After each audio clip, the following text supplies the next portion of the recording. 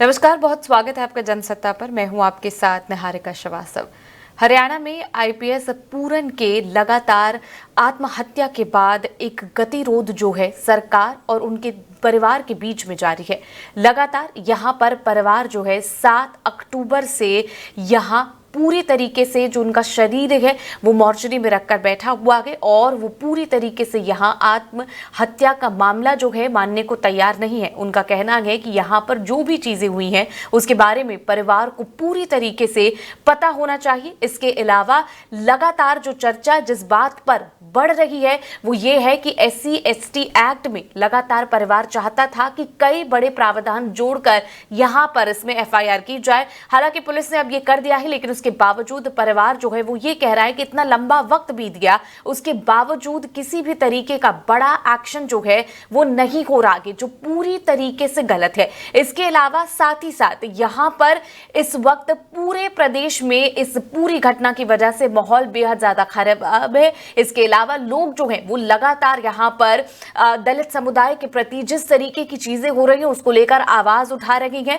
यहाँ पर सरकार के खिलाफ लगातार बड़े एक्शन की मांग की जा रही है। हालांकि अभी तक कोई बड़ा एक्शन नहीं यहाँ पर लिया गया है और इसी को लेकर परिवार और उनके समुदाय के लोग पूरी तरीके से नाराज हैं। वहीं आपको बता दें कि परिवार को तमाम मंत्रियों ने, मुख्यमंत्री ने, सभी लोगों ने मनाया कि वो पहले यहाँ पर जो है जो शरीर है उसका आत्मदाह करें, लेकिन यहाँ पर जो है पूरी तरीके से जो परिवार है वो यहाँ पर मानने को तैयार नहीं है। उनका पूरी तरीके से कहना है कि जब तक ये केस सॉल्व नहीं हो जाता वो इसी तरीके से अपने जो यहाँ पर आईपीएस पूरन के उनके शरीर को पूरी तरीके से अभी जाने नहीं देंगे और इसी वजह से ये तमाम गतिरोध बढ़ता जा रहा है। फिलहाल हम आपको तस्वीरें दिखाते हैं कि किस तरीके से फिलहाल जो गतिरोध है वो बढ़ता चला जा रहा है। प्रदेश के अलग अलग तस्वीरें जो है वो हम आपको दिखाते हैं कि क्या कुछ जो है वो यहाँ पर हो रहा है। आईपीएस अधिकारी वाई पूरन कुमार के परिवार और हरियाणा सरकार के बीच में लगातार जो गतिरोध है वो यहाँ पर जारी है।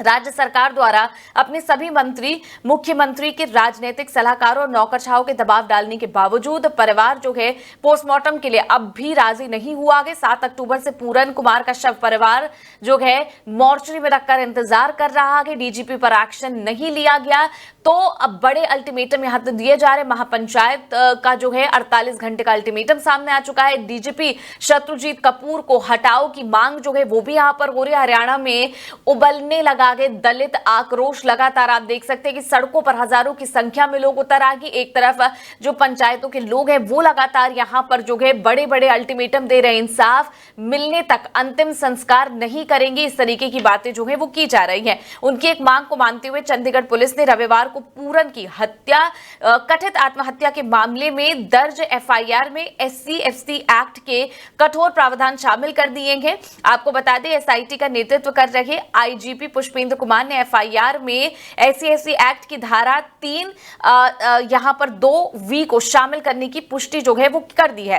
हरियाणा के 2001 बैच के आईपीएस अधिकारी ने 7 अक्टूबर को कथित तौर पर आत्महत्या कर ली थी। कथित सुसाइड नोट में वरिष्ठ पुलिस अधिकारियों पर जाति आधारित भेदभाव, सार्वजनिक अपमान और मानसिक उत्पीड़न के आरोप लगाए गए हैं। अधिकारी के लिए न्याय की मांग को लेकर गठित 31 सदस्यीय समिति ने चंडीगढ़ प्रशासन और हरियाणा सरकार दोनों को 48 घंटे का अल्टीमेटम दिया गया। वो नोट में शामिल लोगों के खिलाफ सख्त कार्रवाई और वरिष्ठ पुलिस अधिकारियों की भूमिका को यहां पर चाहते हैं कि हाई लेवल जांच हो। समिति के सदस्य करमवीर बौद्ध ने कहा कि हरियाणा के डीजीपी को तुरंत हटाया जाना चाहिए। डीजीपी शत्रुजीत कपूर और रोहतक के पूर्व SP नरेंद्र बिजानिया और दोनों को गिरफ्तार किया जाना चाहिए। समिति ने चेतावनी दी है कि अगर अधिकारी 48 घंटे के भीतर कार्रवाई नहीं करते हैं तो बड़े पैमाने पर विरोध प्रदर्शन जो है वो शुरू किए जाएंगे। हरियाणा के मुख्यमंत्री नायाब सिंह सैनी ने पूरन की मौत को दुखद और दुर्भाग्यपूर्ण घटना बताया और मृतक के परिवार को न्याय दिलाने का आश्वासन दिया है। पंचकुला में भारतीय जनता पार्टी की राज्य कार्यकारिणी की बैठक को संबोधित करते हुए सैनी ने कहा, अपराधी चाहे कितना भी प्रभावशाली क्यों ना हो उसे बख्शा नहीं जाएगा। हमारी सरकार इस मामले की पूरी जांच करेगी और न्याय दिलाएगी और अगर परिवार के साथ अन्याय हुआ तो हमारी सरकार न्याय दिलाने का भी काम करेगी। अब अगर पंचायतों की बात करें तो आपको बता दें कि दलित उत्पीड़न के एंगल से इस पूरे मामले को अब देखा जाने लगा है। उनकी पत्नी पी अमनीत कुमार की मांग है कि इस केस में SC/ST एक्ट के तहत मामला दर्ज किया जाए, जो पुलिस ने फिलहाल किया है। इसके अलावा रोहतक के SP नरेंद्र बिजारनिया को जो उनका ट्रांसफर है वो किया गया है। इसके चलते इन मामले में अब जाकर जो है थोड़ा जाट फैक्टर जो है वो भी सामने आ रहा है और अब यहां पर जो है खाप पंचायतों ने इसका विरोध जताया गया। रोहतक के मानसरोवर पार्क में रविवार को एक मीटिंग हुई। इसमें कई खाप पंचायत, ग्राम पंचायत और छात्र संगठन ने यहां पर जो है उनके प्रतिनिधि पहुंचे। इसके अलावा कुछ व्यापार संगठनों के लोग पहुंचे। तस्वीरों में हम आपको दिखा रहे हैं कि किस तरीके से अब सड़कों पर आक्रोश जो है वो नजर आने लगा है। महापंचायत जो है वो बोली है कि अब आर पार की लड़ाइयां हैं, DGP पर एक्शन नहीं लिया गया तो आंदोलन और ज्यादा बढ़ जाएगा। आपको बता दें कि यहां पर महापंचायत ने कहा है कि अगर 48 घंटे के अंदर कुछ भी नहीं हुआ तो वो खुद कार्रवाई करने पर यहां पर जो है मजबूर हो जाएंगे। और जिस तरीके से आप सड़कों पर जो तस्वीरें देख रहे हैं वो बेहद डराने वाली, क्योंकि हरियाणा के कई इलाकों में इसी तरह की तस्वीरें सामने आ रही हैं। सरकार पर बड़े सवाल खड़े हो रहे हैं। इसके अलावा प्रशासन के पूरे इस फॉर्मेट को लेकर भी सवाल खड़े हो रहे हैं। DGP और कई बड़े यहां पर अधिकारियों जिनका नोट में नाम लिखा गया था, क्योंकि जो यहां पर आत्महत्या की बात की जा रही है, जो सुसाइड नोट था उसमें कई लोगों के नाम है और उनके साथ क्या क्या चीजें की जा रही थी, मेंटल तौर पर उन्हें टॉर्चर किया जा रहा था, इस तरह की तमाम चीजें उन्होंने सुसाइड नोट में ली। और इसीलिए उनकी जो पत्नी है वो लगातार ये बात कह रही है कि जब तक पूरी तरीके से इंसाफ नहीं मिलेगा यहां पर जो है अंतिम संस्कार नहीं किया जाएगा। वहीं आपको बता दें कि एक अन्य नेता ने कहा कि हमें जानकारी मिली कि रोहतक के पूर्व SP नरेंद्र बिजारनिया के खिलाफ बिना किसी जांच के ही एक्शन लिया गया कि उन्हें अपना पक्ष रखने तक का मौका नहीं दिया गया। खाप पंचायतों ने कहा कि बिना किसी जांच के ही अधिकारी पर एक्शन लेना अपमानजनक है। हमारी मांग है कि पहले विस्तार से जांच हो और बाद में कोई कार्रवाई की जाए। इन लोगों ने कहा है कि रोहतक की कानून और व्यवस्था को सुधारा था, यदि उनके खिलाफ बिना किसी जांच के एक्शन हो रहा है तो ये भी दुखद है। यहाँ पर जो परिवार है खाप पंचायत है वो कह रहे हैं कि यहाँ पर जो है बड़े पैमाने पर इसकी जांच होनी चाहिए और किसी को भी इसमें नहीं छोड़ा जाना चाहिए। इस तरीके की बड़ी जो बातें हैं वो यहाँ पर लगातार कही जा रही हैं। इस तरह हरियाणा में IPS अधिकारी का मामला लगातार जातीय रंग लेता हुआ नजर आ रहा है। पहले इस मामले को लेकर दलित संगठन एक्टिव हुआ था और अब जाट समुदाय से जुड़े संगठन जो है वो भी सक्रिय हो गए हैं और ऐसी स्थिति में हरियाणा सरकार पर दबाव बन रहा है। चुनौती है कि कैसे वो इस संघर्ष से बाहर निकाले। खाप पंचायतों ने कहा कि यदि कोई गलत नहीं है तो फिर उसे आरोपों से अलग करना चाहिए और क्लीन चिट भी देनी चाहिए। यानी यहां पर पंचायतें साफ कह रही कि जिसकी भी गलती है उसको सजा मिलनी चाहिए। बेवजह सिर्फ सरकार यहां पर लीपापोती करने के लिए किसी गलत इंसान को सजा सुनाए ये भी उन्हें मंजूर नहीं है। इसलिए इसकी हाई लेवल जांच जो है वो यहां पर होनी चाहिए और अगर नहीं होती है तो ये लड़ाई जो है वो इसी तरीके से चलती रहेगी। आपको बता दें कि हरियाणा के IPS अधिकारी Y पूरण कुमार ने सुसाइड कर लिया था 7 अक्टूबर को कथित तौर पर। अभी ये तय नहीं हुआ है कि वो सुसाइड था या फिर यहां पर उनको मेंटल तौर पर टॉर्चर किया गया और उनको सुसाइड करने के लिए उकसाया गया, ये अभी तय नहीं हुआ है। और उन्होंने इसी में सुसाइड नोट जो है वो लिखा था और उसमें कहा गया कि उनको कई तरह की प्रताड़नाएं जो है वो यहां पर की गई थी, जिसके बाद उन्होंने ये बड़ा फैसला उठाया गया। फिलहाल आपको सबसे पहले इस पर चंद्रशेखर आजाद का बयान सुनवाते हैं कि वो इस पूरे मुद्दे पर क्या कह रहे, किस तरीके से उन्होंने हरियाणा सरकार को घेरा है। सुनिए ये बयान। पूरे देश में ये जो घटना हुई है इस घटना को लेके कमजोर वर्गों में आक्रोश है। सबका ध्यान परिवार की तरफ। आज ऐसी स्थिति है देश में, कमजोर वर्ग का ना राष्ट्रपति सेफ है, ना चीफ जस्टिस सेफ है और ना ही ADGP लेवल का अधिकारी सेफ। और आज जो घटना हुई, मेरे आने का सबसे बड़ा कारण यह था, कल पंचायत रखी गई परिवार द्वारा। परिवार ने 31 लोगों की कमेटी बनाई जिसमें पढ़े लिखे लोग हैं, पत्रकार हैं, एडवोकेट हैं, जस्टिस हैं और तमाम तरह के जो क्लास 1 के अधिकारी हैं, पूर्व अधिकारी हैं। तो मुझे कल आना था लेकिन आज इसलिए आना पड़ा कि सुबह यहाँ की सरकार के इशारे पे पुलिस ने बिना परिवार की परमिशन के पूरण भाई साहब के शव को जिस तरह से बेइज्जत करने के लिए बिना सहमति के पोस्टमार्टम के लिए उठाया है, उससे यह स्पष्ट हो गया है कि संवेदना सरकार की मर गई। 5 दिन हो गए। अगर इतना मजबूत परिवार, जिस परिवार में जिसकी जान गई है वो क्लास 1 के अधिकारी थे, ADGP लेवल के, जिनकी खुद की पत्नी जो है वो क्लास 1 के अधिकारी IAS है, प्रिंसिपल से और तमाम तरह के उनके परिवार में जो रिलेटिव हैं, उनके एक भाई जो हैं, उनकी पत्नी के वो एमएलए हैं। जब इस तरह के परिवार को न्याय न मिलने में जो इतनी देरी हो रही है, तो आम गरीब दलित पिछड़े वर्ग के लोगों के हालात क्या है? तो ये बड़े चिंता का सबब है। लेकिन हम इतनी आसानी से परिवार को हार नहीं मानने देंगे। परिवार लड़ने के लिए तैयार है, हम सब लोग उनके साथ खड़े हैं। कल जो पंचायत में तय होगा, क्योंकि समाज बड़ा है, हम सब लोग छोटे, तो उस पे हम लोग पहरा देंगे। अगर पंचायत ने कहा कि एक बहुत बड़ी कॉल देके चंडीगढ़ आना है, तो वो भी करेंगे। पंचायत ने जेल भरो आंदोलन के लिए कहा, वो भी करेंगे। पंचायत ने जो भी आदेश दिया, हम लोग उसको पालन करेंगे, क्योंकि मैं पूरन भाई साहब को पहले से जानता हूं। मेरे आज भी याद है, वो अम्बाला रेंज में थे, तब भी उन्होंने कास्ट डिस्क्रिमिनेशन सहा है। मेरी बात हुई, कोरोना काल चल रहा था, हमने, हमारे संगठन ने, भीम आर्मी ने ज्ञापन दिया था उस समय इस बात के लिए कि भाई उनके साथ एट्रोसिटी हो रही है, उनके साथ डिस्क्रिमिनेशन हो रहा है, उनको एक अधिकारी के साथ डिस्क्रिमिनेशन हो रहा है, ये गलत है। और आज उन्होंने जो कदम उठाया, मैं इसको इस तरह देखता हूं। लोग किस तरह देखते हैं मुझे नहीं पता है। अगर आप चोर को चोर कहोगे तो शायद उसको बुरा ना लगे, वो बचने की कोशिश करेगा मुंह फिरने की। लेकिन अगर आप ईमानदार को चोर कहोगे तो फिर उसको तकलीफ होगी। एक ईमानदार आदमी जिसके ऊपर इतना बड़ा एलिगेशन लगाया गया और एक कमेटी बना के जो है उस एलिगेशन को प्रूव करने की कोशिश की गई, शायद इस बात के भार को वो नहीं सह पाए, वरना जीवन सबके लिए जरूरी है। उन्होंने इसलिए कदम उठाया। तो यहाँ पर लगातार बयान जो है वो सामने आ रहे हैं। हरियाणा सरकार को पूरी तरीके से घेरा जा रहा है और ये कहा जा रहा है कि 48 घंटे से भी ज्यादा का वक्त जो है वो यहाँ पर दिया गया है, लेकिन उसके बावजूद यहाँ पर हरियाणा सरकार पूरी तरीके से विफल है। और 48 घंटे की बात भी कही गई है और कहा गया है कि अगर तब भी एक्शन नहीं लिया गया तो बड़ी यहाँ पर जो है फैसले लिए जाएंगे और ये पूरा आंदोलन जो है वो बढ़ाया जाएगा। और इसी को लेकर हरियाणा सरकार घिरी हुई है। एक तरफ जो परिवार वाले हैं वो लगातार कह रहे हैं एक्शन नहीं हो रहा, दूसरी तरफ महापंचायत और जाट समुदाय के लोग भी अब सरकार पर हावी होने लगे हैं। इस बीच आपको बता दें कि कुछ और बयान भी है जो लगातार सामने आ रहे हैं। उस कम्युनिटी के लोग जो हैं वो लगातार सरकार पर सवाल उठा रहे हैं कि आखिर कब इन तमाम चीजों पर बड़े फैसले किए जाएंगे। और कई ऐसे सबूत हैं, कई ऐसे नाम हैं जो सरकार के सामने है, उसके बावजूद एक्शन क्यों नहीं लिया जा रहा है। बयान सुनिए। अभी हमें परिवार से सूचना मिली है कि भाई जैसी खबर चली मीडिया में, हमने पूछा भी ऐसी ऐसी खबर चल रही है पोस्टमार्टम की, तो उन्होंने बताया कि परिवार की असहमति है और परिवार को किसी प्रकार की कोई सूचना नहीं है कि वे बॉडी कहाँ ले जाई जा रही है और किसकी सहमति से ले जाई जा रही है। ये सरासर वैसा ही व्यवहार है दलितों के साथ, शेड्यूल कास्ट के साथ, पिछड़ा वर्ग के साथ, जैसा कुत्ते बिल्लियों के साथ व्यवहार किया जाता है। हमारा एडीजीपी रैंक का आईपीएस अधिकारी वो आत्महत्या कर लेता है जातिवादी लोगों से प्रताड़ित होकर के, जातिवादी अधिकारियों से प्रताड़ित होकर के, और उनका नाम तक भी एफआईआर में नहीं लिखा जाता, जबकि शिकायत में भी नाम दिया हुआ है। बिल्कुल परिवार की कोई सहमति नहीं है। लोग जो है चंडीगढ़ में पहुंच रहे हैं और हम अपनी आगे की कार्रवाई करने के लिए भी अभी मीटिंग करेंगे 11 बजे।